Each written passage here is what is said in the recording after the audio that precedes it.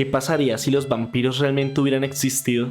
No hablamos de los de Hollywood ni los brillantes de Crepúsculo, sino de seres oscuros, temidos y documentados. Durante siglos, culturas enteras han enterrado a sus muertos, han decapitado cadáveres y los han quemado. Pero, ¿por qué tanto miedo? ¿Qué vieron esas personas que los hizo creer que los muertos regresaban para alimentarse de los vivos? Desde los templos sumerios hasta las aldeas de Transilvania, pasando por antiguos rituales funerarios y enfermedades mal entendidas. La figura del vampiro ha existido desde hace milenios.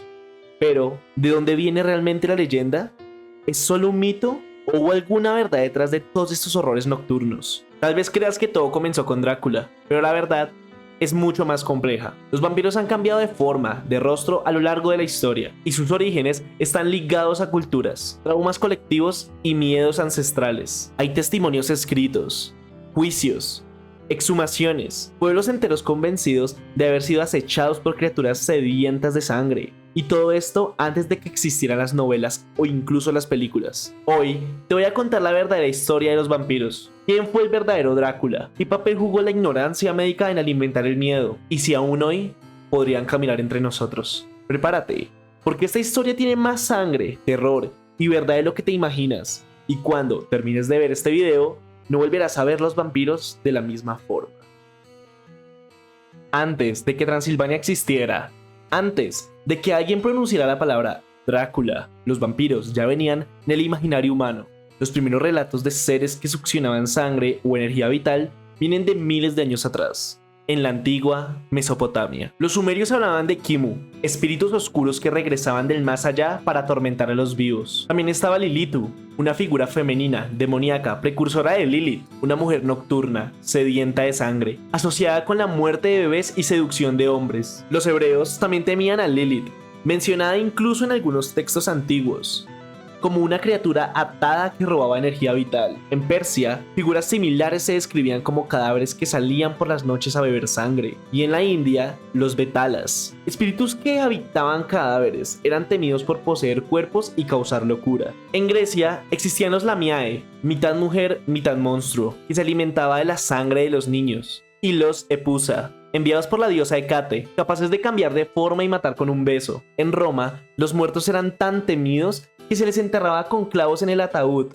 o se les ponían monedas en la boca para calmarlos. Se creía que, si no recibían ciertos rituales, podrían volver como sombras hambrientas. Y luego están los Strigoi en Rumania, difuntos convertidos en entidades que regresaban para chupar la sangre de los vivos, personas maldecidas, suicidas, niños no bautizados. Todos ellos eran considerados posibles vampiros. Pero lo más inquietante es que esos relatos surgen en culturas completamente separadas entre sí. No había TikTok, ni novelas, ni cine, solo el miedo compartido del más allá. Y por eso muchas culturas desarrollaron rituales especiales: atar los cuerpos, utilizar estacas, colgarse ajos e incluso usar espejos. Todo con tal de evitar que algo regresara de la tumba. El vampiro no es invención moderna, es un eco ancestral de nuestros temores más profundos.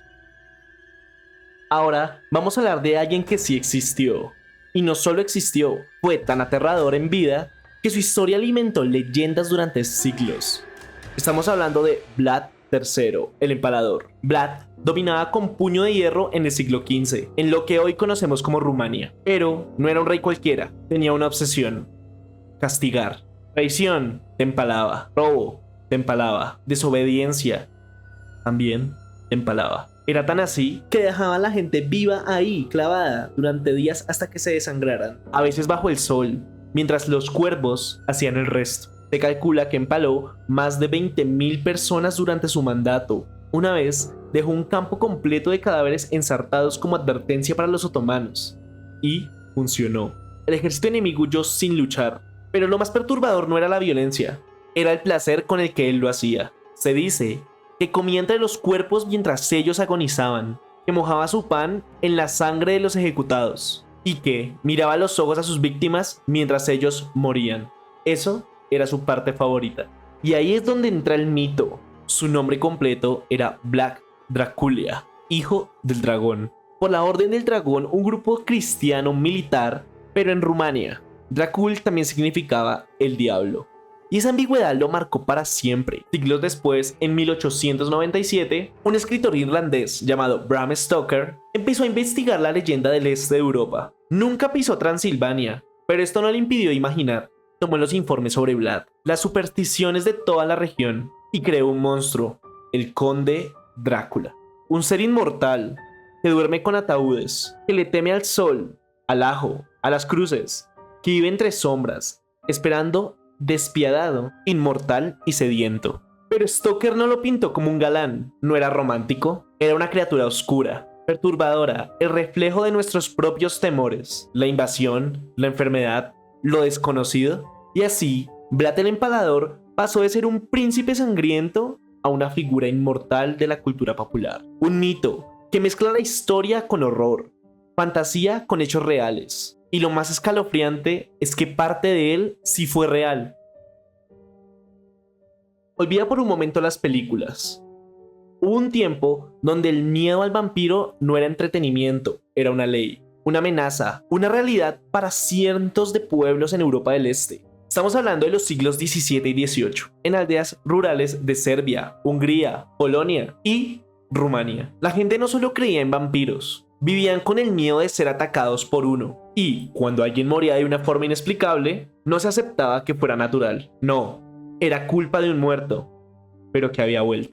En 1725, un caso estremeció el imperio de Habsburgo. Peter Blagović, un campesino serbio que murió repentinamente, pero días después de su entierro, 9 personas más murieron, diciendo que Peter los había visitado por la noche y les había succionado su sangre. El pueblo no dudó, exhumaron su cadáver y lo que encontraron los dejó helados. El cuerpo no se había descompuesto, tenía sangre en la boca, las uñas, el cabello seguían creciendo y así decidieron clavarle una estaca en el corazón y luego quemarlo. Todo quedó registrado oficialmente por las autoridades austriacas. En 1732 ocurrió otro caso, aún más famoso. Arnold Paul, un ex soldado que afirmaba haber sido atacado por un vampiro durante su vida. Tras su muerte, 17 personas más murieron. Cuando abrieron su tumba, el cuerpo también parecía vivo y repitieron el mismo ritual: estaca, fuego y cenizas. Pero, ¿por qué tantos cadáveres parecían frescos? La ciencia moderna tiene algunas respuestas. Primero, el frío retarda la descomposición. Segundo, la acumulación de gases puede hacer que el cuerpo sangre por la boca. Y por último, el cabello y las uñas no crecen, solo parece que sí, porque la piel se retrae al secarse. Además, muchas enfermedades alimentaron el mito: la porfiria, con síntomas vampíricos; la tuberculosis, que devastaba lentamente a familias enteras; o la catalepsia, donde alguien podría aparecer muerto y ser enterrado vivo. Y es que imagínate despertar dentro de un ataúd, rasguñar la madera, gritar, golpear y que nadie te escuche. Y que al exhumarte, los rasguños en la tapa eran una prueba de que los vampiros existían. Se han encontrado esqueletos con piedras en la boca, decapitados, con estacas o en posiciones boca abajo. En Italia, en Polonia, en Bulgaria, en algunos casos se trataba de mujeres acusadas de brujería, en otros, simples personas enfermas. Lo peor de todo esto es que no lo hicieron monstruos, lo hicieron personas comunes y corrientes, vecinos, familiares, porque en su mundo la única forma de proteger a los vivos era destruir a los muertos. El vampiro de las aldeas medievales daba miedo. Se alimentaba de la sangre de los vivos. Era un cadáver pálido, frío, inmundo. Pero hoy algo cambió. Ahora el vampiro es guapo, elegante e inmortal. Un seductor, una figura trágica. ¿Y en qué momento pasó de ser un monstruo a ser deseado? Todo empezó en el cine. En 1922, Nosferatu. Monstruo, un vampiro aterrador, con orejas puntiagudas, dedos largos y cara de pesadilla. Pero en 1931, Bela Lugosi lo transformó. Su Drácula era carismático, misterioso y vestía de gala. Y ahí nació un nuevo estereotipo, el vampiro sofisticado. Y poco a poco lo oscuro se volvió seductor. Las novelas de Annie Rice, con Lestat y Louise, convirtieron al vampiro en un ser profundo, torturado, lleno de emociones humanas. Después llegaron los 2000 y el fenómeno explotó. Crepúsculo, el vampiro ya no es un monstruo, es protagonista. Tiene conflictos existenciales, se enamora, protege, sufre, y eso dice mucho de nosotros. Tal vez no le tememos a la sangre, sino al olvido, a envejecer, a morir, porque el vampiro es todo lo que no podemos ser: eterno, fuerte, libre, pero también condenado. Aún así, algo quedó del antiguo mito: el aislamiento, la sed de algo prohibido, la idea de vivir en la oscuridad, siempre a un paso de convertirse en una bestia. El vampiro ya no se esconde en los bosques, ahora vive en libros, películas, series, pero su esencia sigue intacta, en el espejo de nuestros miedos y nuestros deseos.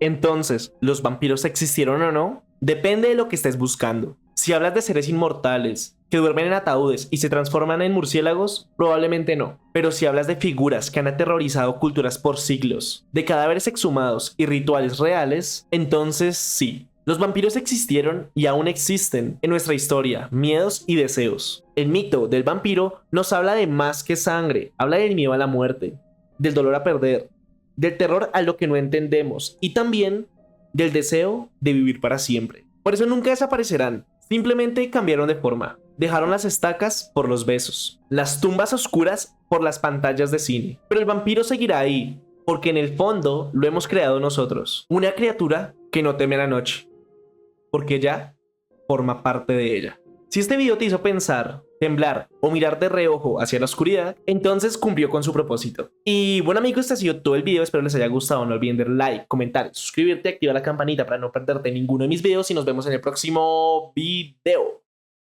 Hermano Green.